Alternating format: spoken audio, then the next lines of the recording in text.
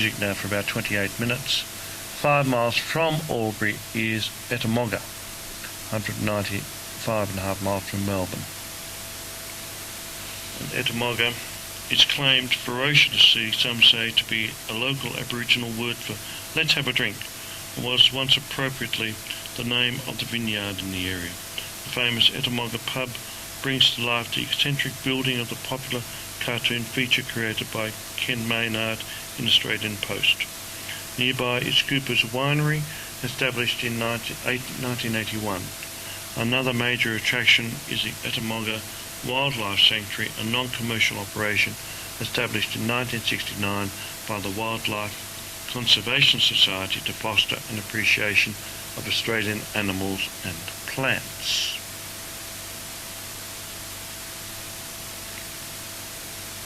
So we'll have some music now for 3 minutes until we get into Albury. Albury, which is 190.5 miles from Melbourne. The train departs here at 3:19 p.m. Albury, the Wiradjuri Aborigines occupied this area long before retired Sea Captain William Hilton Hovell and his companion Andrew Hamilton Hume discovered the Murray River on 16th of November 1824. The explorers forded the river, which they named the Hume, near the present site of the Hume Weir, on their overland expedition from Sydney to Port Phillip, which is where Melbourne is. They marked 2 trees, one of which still stands in Albury, to commemorate their discovery. Squatters began to follow the explorers' route, and this site on the northern bank of the Murray became a popular camping spot for drovers and stockmen heading for Port Phillip with their cattle. The first cattle runs were taken up in the mid-1830s, and in 1838 an enterprising character named Robert Brown erected a slab hut to provide a stall for the increasing number of travellers crossing the river, building on the site of what was to become Albury. Later that year a police post was erected, and in 1839 the site was surveyed and gazetted as Albury after a similarly named English village. A punt crossing the Murray River was commenced by Robert Brown in 1844, and when the era of river transport began in 1855, the riverside side proved to be critical to the town's development. Albury became a major paddle steamer port with links along the length of the river to South Australia. The town also became a centre for the manufacture of riverboats, the first being built in 1858. From this year onwards, Albury became a vital link in the telegraph line between Sydney and Melbourne. Albury, being roughly midway between the two centres, was used as a break point in the system. Well, it's a lot closer to Melbourne than it is to Sydney. Operators here took down the messages and literally handed them over to the Victorian operators for transmission onto Melbourne. The railway line from Sydney reached the Riverlands in 1881, and in 1883, when the Sydney-Melbourne service began, Albury became the changeover station for passengers. The two states' tracks remained on different gauges until 1962. Victorian gauge is 5'3" and is the Irish standard gauge, and the New South Wales gauge is 4'8.5" and is called the English standard gauge, which is the one used mostly throughout Europe, England and America. Albury is still an important pastoral centre, with an estimated 5 million sheep in the area, but today it is also the industrial and commercial heart of southern New South Wales. The decentralisation scheme has brought a great deal of manufacturing industry to the region. One of the largest concerns is the Albury newsprint mill, which was established in 1981 and now produces around 30% of the nation's requirements. Since 1971, new or expanding businesses have provided more than 15,000 jobs in the region, and the Albury Wodonga Development Corporation works at attracting more industrial enterprises. Albury's urban environment has matured and parks, gardens and tree-lined streets. Tourist attractions include the Botanic Gardens, the Hobble Tree, the river gum marked by William Hobble in 1824, and many historic buildings. The city is a major inland holiday centre, and as befits an important provincial city, it boasts an 800-seater civic centre, an art centre and a regional museum. Many protected buildings remain from the 1860 to 85 period, including the 1860 courthouse that was once the province of Police Magistrate Thomas Alexander Brown, better known as Rolf Boulderwood, author of Robbery Under Arms, and the splendid Victorian Italian railway station opened in 1881 and classified by the National Trust. The station is the longest platform in New South Wales because it trains at both ends, and you have to walk the whole way from the Victorian section up to the Sydney, the standard gauge Sydney section. The population 37,165, it's probably a lot more now. The festivals, the Albury Heritage Week Festival in April and the Agricultural Show in November.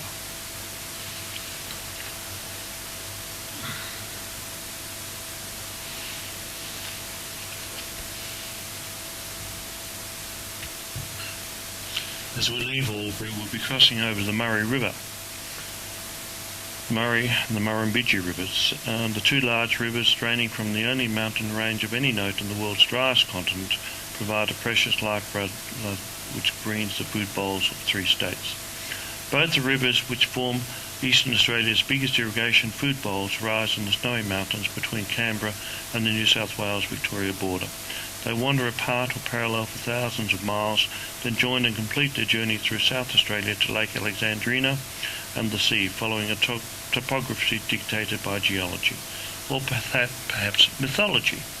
According to an Aboriginal Dreamtime legend, a man who chased a giant cod down the Murray River sang the waterway into existence, and when he caught the cod at the Murray mouth, man and fish fought so violently that their massive splashings formed Lake Alexandrina, Lake Albert and the Coorong, which is a long lake in there in South Australia.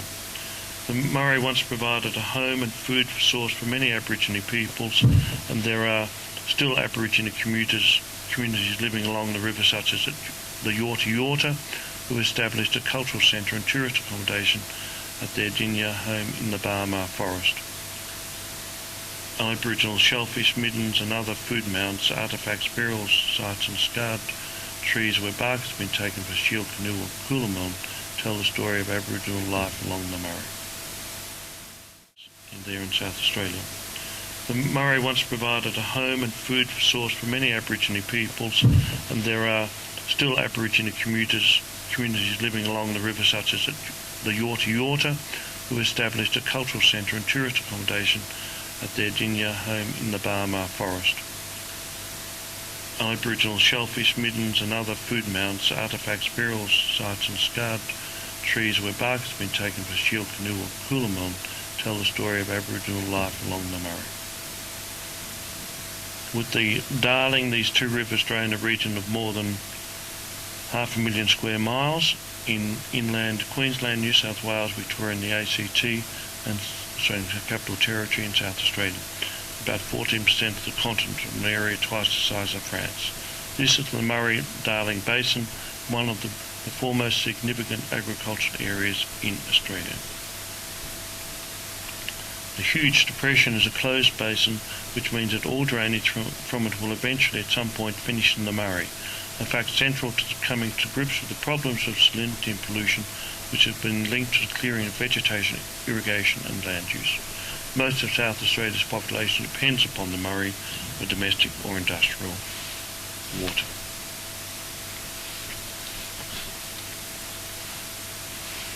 Wodonga. We're now crossed into Victoria, and we're now at Wodonga. We don't actually stop at Wodonga, as people from Wodonga would go to Albury to catch this train. But there are separate train services from Melbourne to Wodonga. Well, right at the moment it's a bus from Seymour to Wodonga, but it's being replaced. The train lines are being, the broad gauge are being replaced by standard gauge, and Don't really understand why we need two lots of standard gauge up there, but that's what they're doing.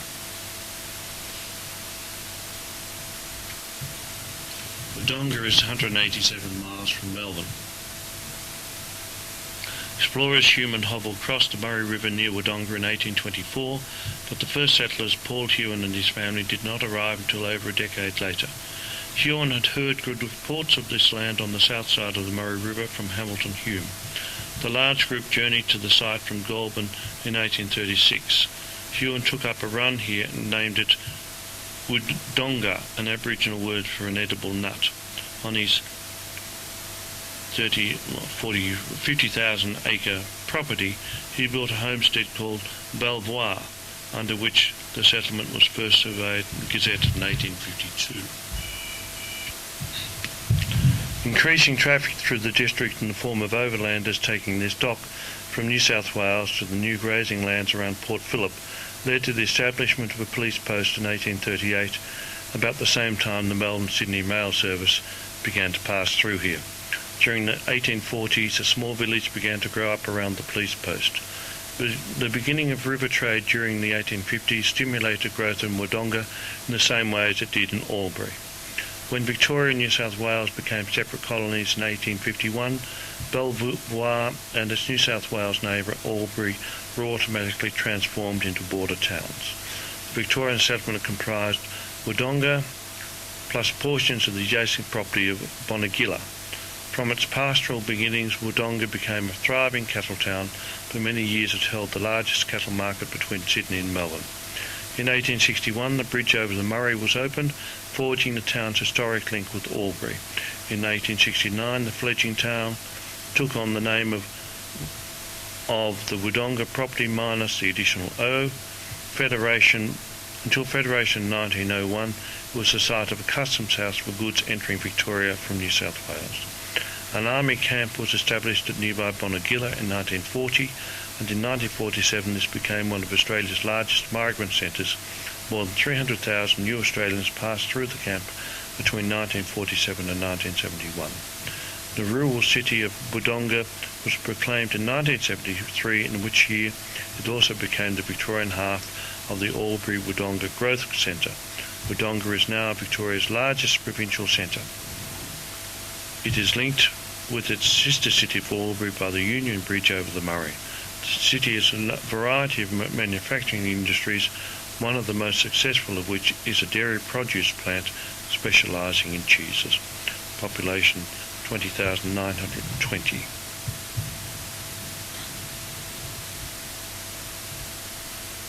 We're now on our way to Chiltern. We'll go through Barnawatha in 6 miles before Chiltern. So our music now is for 17 minutes to Chiltern.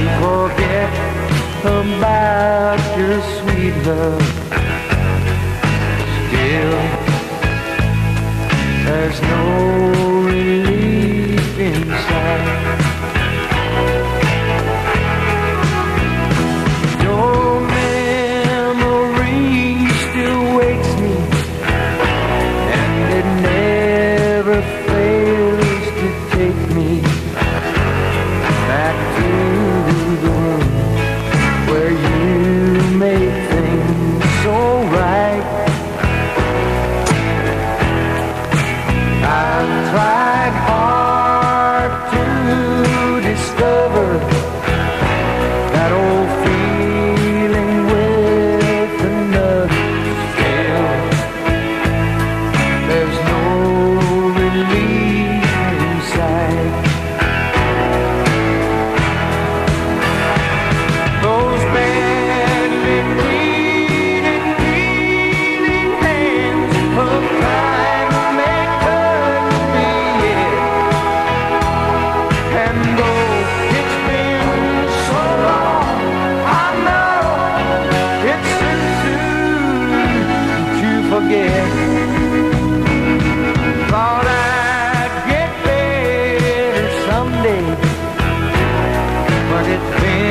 5 years come Sunday. Still, there's no relief inside. 'Cause I've done everything I know of to forget about your sweet love. Still, there's no relief inside.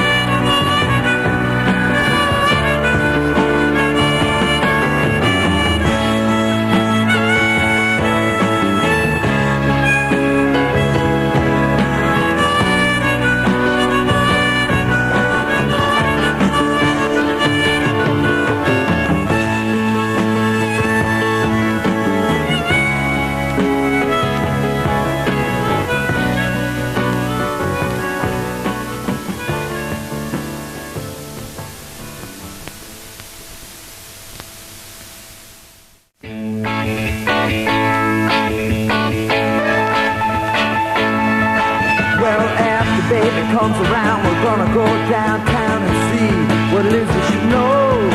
Don't matter about the city, cause the boys are always pretty, and like leaves in the fall they will blow into the place where the scene and a screaming machine never go. And you can laugh, you can stab, but we're all in the same damn show. Oh baby, no, no, no.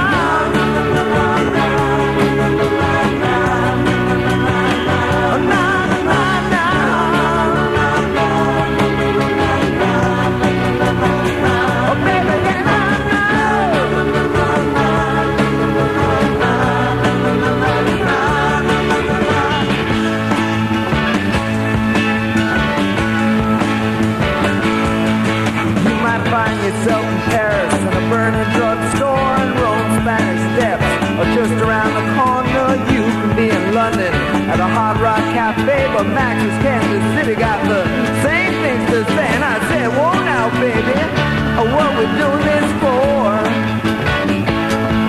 And she says you better shut up, cause you know who just walked in the door. Oh baby, no, no more.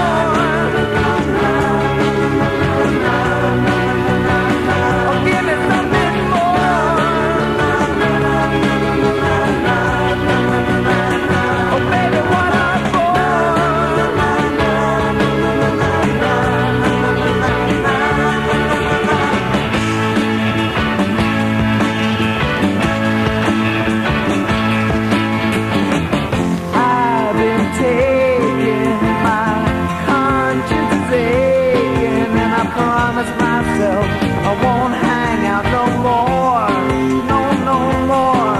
I see the same old faces and the same old dirty places. I said, baby, I feel just like a whore. I said, baby, is this what living's for? Is there nothing more? Or is it just too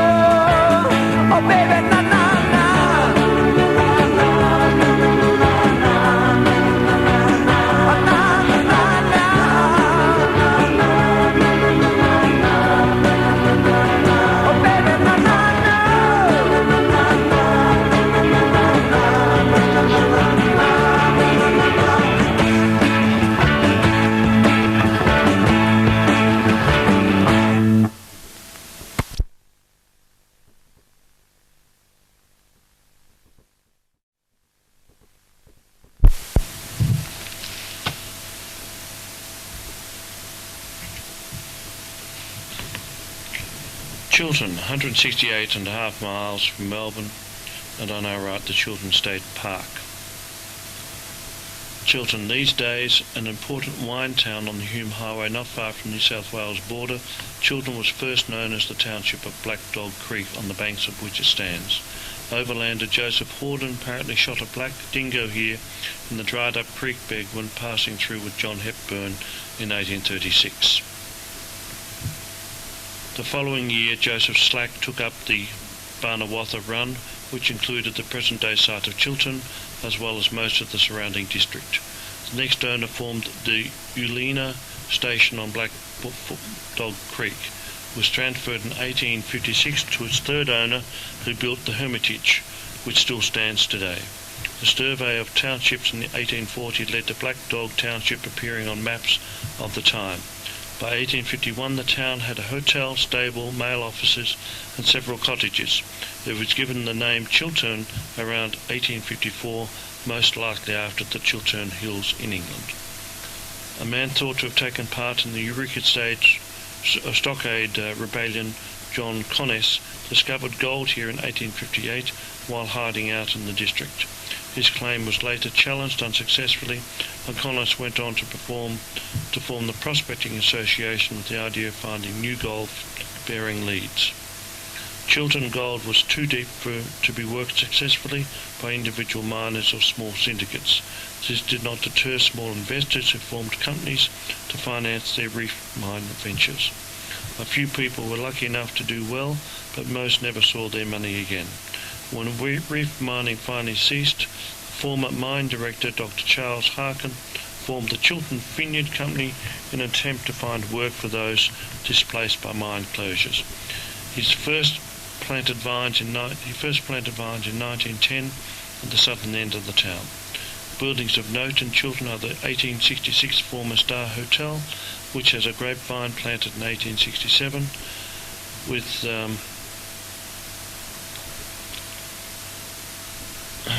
about a 20-foot circumference trunk, reputedly one of the largest in the world in its courtyard. The Star Theatre, one of the few remaining examples of the 1860s Gold Rush Theatre, and Lakeview 1870, the house immortalised by the novelist Henry Handel Richardson. She described the house in great detail in Ultima Thule, giving it the name Byram Bogie. Lakeview has been fully restored by the National Trust and is a fine example of an early brick buildings of northeastern Victoria. The Federation Standard Building, built about 1860, was the first printing office in this part of the state. It is also remembered for its string of strong-minded editors like George Mott and George Anderson, who helped shape residents' attitudes on local government in the district. Printing operations ceased in 1971, and the printing equipment in the refurbished building has been restored by enthusiasts.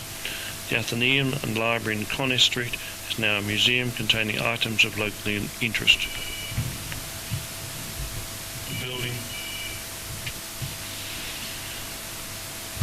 The Athenaeum and Library in Conness Street is now a museum containing items of local interest. The building is painted in the original colours with light blue walls and brown detailing. The 1870 Chiltern Railway Station was the model for many stations built in other parts of Victoria. It is noted for its brickwork and cast iron drinking fountains. The town's old world atmosphere qualified it as the location for a Walt Disney film, Ride a Wild Pony, in 1974. Population 935. I nearly bought a house in Chiltern at one stage. I was very interested in living there. It was a lovely town. Chiltern State Park. This park is formed by 2 blocks of land separated by the Hume Highway, 13-mile scenic drive. The Chiltern Historic Drive takes in the section of bushland to the north of Chiltern. A pamphlet showing features of the drive can be picked up from a box at the beginning of the drive. Further along the Chiltern to Rutherglen Road is the Donkey Hill turnoff.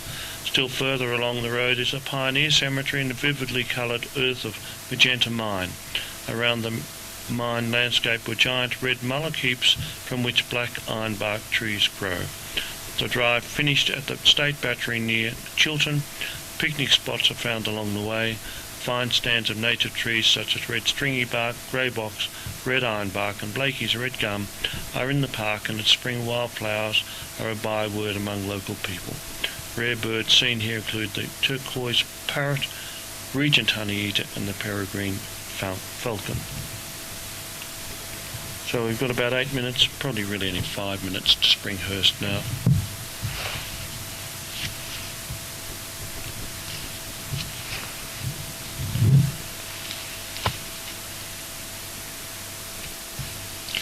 Springhurst, 160 miles from Melbourne, has a northern rail spur, probably used to, I don't understand now, that went to Lilliput, Rutherglen and Wodonga, which reached into Cowra in New South Wales and eventually rejoined the line that we've just come from at Culcairn. In the distance to the east in a few minutes is El Dorado. The music for 10 minutes as we go to Wangaratta.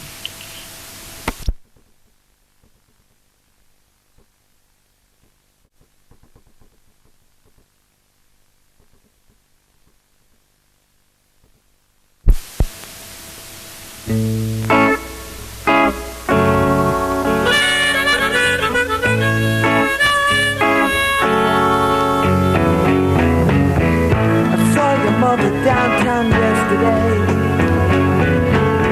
She didn't know me and her hair was gray. She told me all the kids had run away.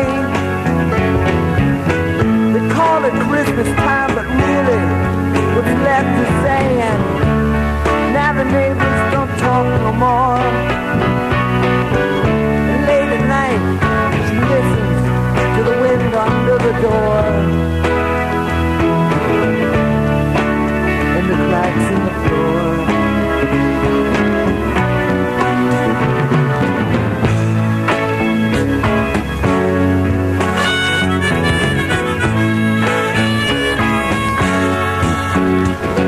Oh, guess who I ran into in the waiting room? You know they used to say that kid was born with a silver spoon. You told me that he left his home way too soon. No one ever told him about the power of a real full moon, and then he stopped and just closed his eyes and whispered, please, could someone help him get outside?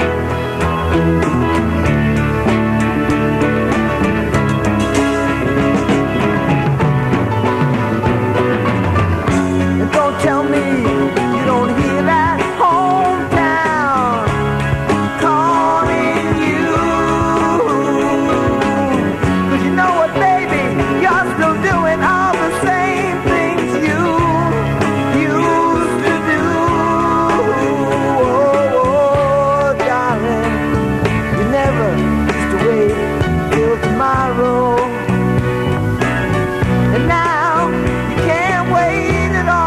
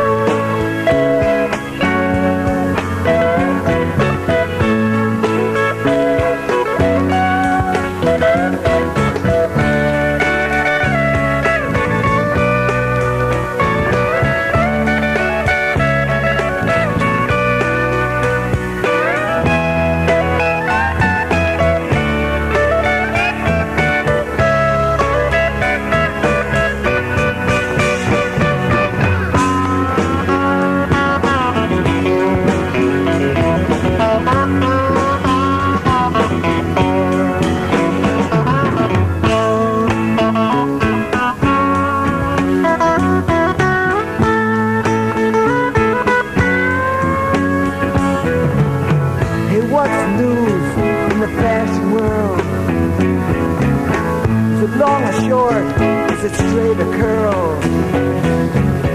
Does it put all my last years in a different world?